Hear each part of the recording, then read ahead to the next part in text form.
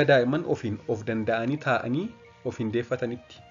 Daa'imman ka'anii of danda'anii teenyaan oliif gadi waan jedhaniif yeroo oliif gadi jedhan ofumaa deeffatu jechuudha.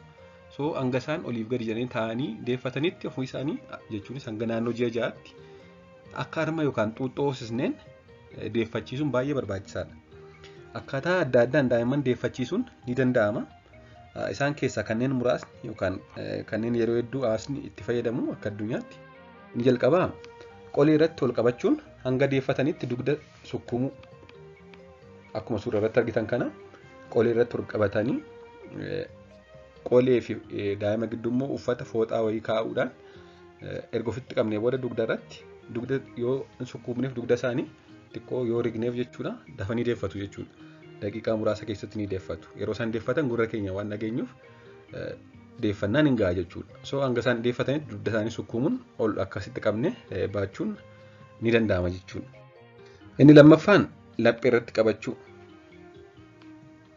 Laphee irratti qabachuun akkuma sasilaa dugda isaanii rirriituu fi yeroo kanas yeroo isaan deeffatan ni dhageenya jechuudha.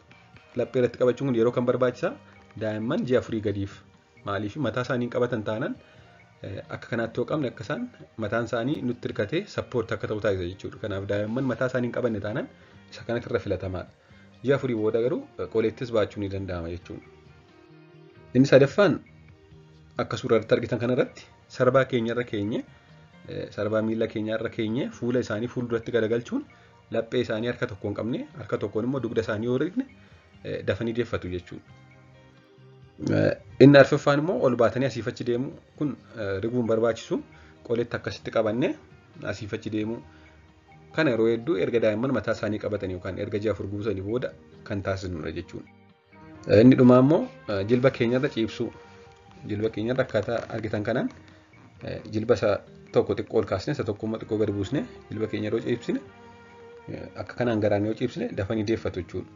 Kanaafuu erga harma hoosisnee booda deeffachiisuun baay'ee murteessaadha.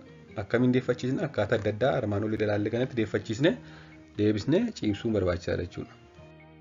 Waan na dhaggeeffattaniif hedduu galatoomaa. Sabiskiraayib gochuun barnoota hedduu akka isin qopheessu na taasisaa. Hedduu galatoomaa.